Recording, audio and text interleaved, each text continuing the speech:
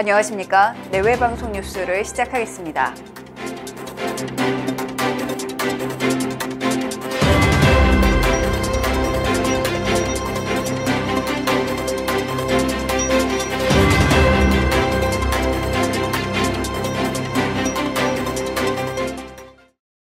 국내 코로나19 백신 접종이 오늘부터 시작됐습니다.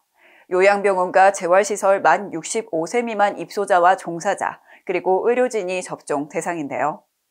어제 전국 보건소와 요양병원에 배송된 아스트라제네카 백신은 8만 1,500명분입니다. 이 중 오늘 하루 5,200여 명이 접종을 시작할 예정인데요. 닷새 안에 전국 292개 요양병원에서도 접종이 진행됩니다.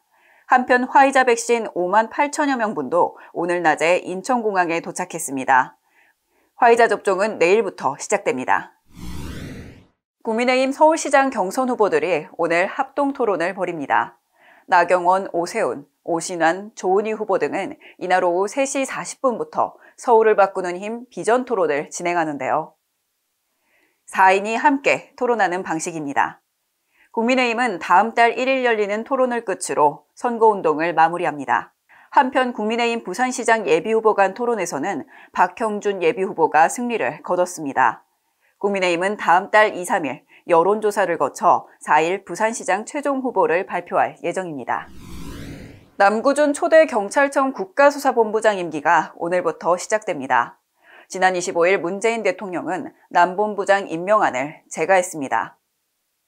국수본은 경찰수사 전담기구로 경찰 수사를 총괄하는 기관인데요. 이로써 경찰은 검찰의 지휘를 받지 않고 자체적으로 사건을 종결할 수 있게 됐습니다. 문재인 정부 들어 국가수사본부, 공수처, 중수청 등 새로운 사정기관이 잇따라 신설 추진되고 있는데요. 이에 따라 검찰 수사권은 더 축소될 것으로 보입니다. 미국 국채금리 급등으로 뉴욕 증시가 또다시 크게 하락했습니다. 현지 시간 25일 뉴욕 증권거래소에서 다우존스 30 산업평균지수는 전일보다 1.75% 하락한 31,402의 거래를 마쳤습니다.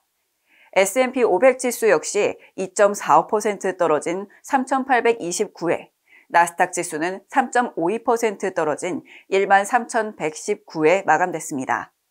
이 같은 급등은 미국 국채 10년물 금리가 장중 1.6%까지 뛰어오른 영향인데요.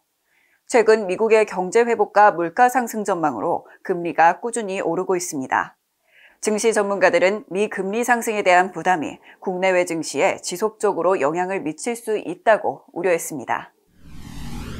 미 연방법원이 북한의 푸에블리오 납포 사건과 관련해 북한에 23억 달러를 배상하라는 판결을 내렸습니다. 푸에블리오는 미 해군 소속 정보 수집함인데요.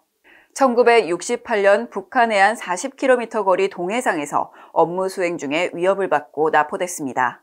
북한은 미국으로부터 북한 영해에 침범한 것을 사과하는 사죄문을 받고서야 납포를 철회했는데요. 탑승자 82명과 사망류의 한 구가 미국으로 돌아왔습니다. 생존한 선원과 유가족은 납포 당시 고문과 가혹행위를 당했다며 북한을 상대로 집단소송을 냈고 현지 시간 25일 배상 판결을 받았습니다. 위조 명품을 흔히 짝퉁이라고 하죠. 버킨백 위조 조직을 운영한 에르메스 전 직원이 중형을 선고받았습니다. 프랑스 법원은 가짜 명품백을 제작 판매한 로맹에게 징역 6년에 벌금 150만 유로를 선고했는데요.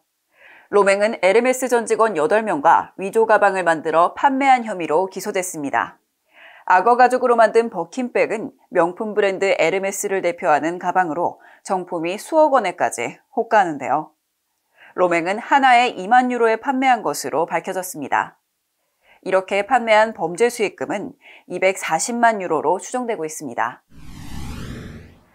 이번 주도 쏜살같이 지나갔는데요. 맑은 날씨조차 느끼지 못할 정도로 사건, 사고가 많이 일어난 것 같습니다. 저희 내외 뉴스에서 잠깐의 여유를 만들어드리기 위해 양평군 두물머리 인근에서 고니를 카메라에 담았습니다.